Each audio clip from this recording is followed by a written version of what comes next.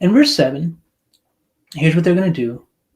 Now, therefore, make a new cart, take 2 milk cows, which have never been yoked, and hitch the cows to the cart, and take their calves home away from them.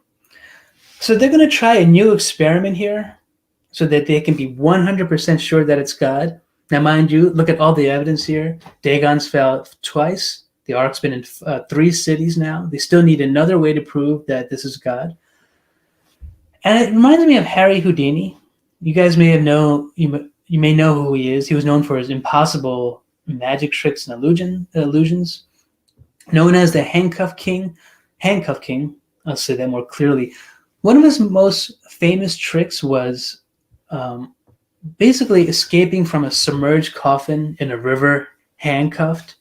And he did many more tricks like this and proved the impossible to people. Now later on they figured out what he was doing, right? But here's the point. The Philistines are, in a sense, asking God to do another magic trick. They're shackling him, they're trying to shackle him, put him in a corner, make him do the impossible here. And here's the hard test that they're going to give God, quote unquote, hard test. They're going to take these cows that have never been yoked before. They're going to take away their young calves and see what they do. Now, naturally, cows in this situation that have never been yoked, that are being yoked, they would go crazy. A cow that is having their young calves taken from them would resist and go crazy. And they're going to send these cows to this unknown city here. And verse 8, then take the ark of the Lord and set it on the cart, and put the articles of gold which you are returning to him as a trespass offering in a chest by its side. Then send it away and let it go.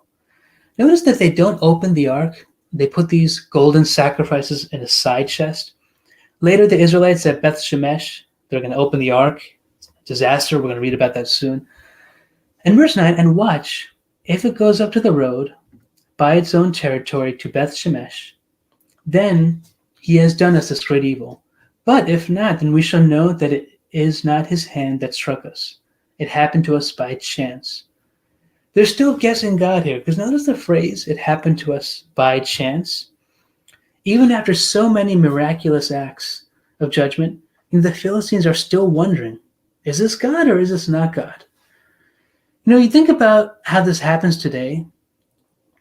You can be overwhelmed or present someone with overwhelming evidence of God, and they still wonder if God is real. They still wonder, was the universe formed by chance? Did, everything in life just happen by some random coincidence? Someone sees indisputable proof of God's existence, and still they wonder if it's all just a coincidence, if it's all a chance. Maybe you're watching today, and maybe you don't believe in God, quote unquote, don't believe, but you've seen all the evidence, but you keep looking for answers, and you keep wondering if God is real, even though God has shown you 1,000,000 times over proof of his existence. Is that you today? Maybe you're just shoving away all the proof here and looking for another reason to test God, to read another book, to study another philosophy, to live your life the way you want. And yet God has shown you evidence upon evidence upon evidence. And here's what the test is here. In a normal situation, the cow would not leave without its calves. The maternal instinct of the cows would be to stay back and stay with their young.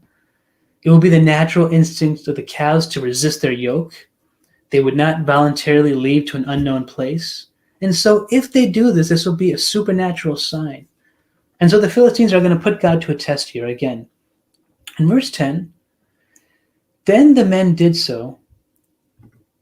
They took the 2 milk cows and hitched them to the cart and shut up their calves at home. So they take their baby calves away. You can imagine how devastating this is.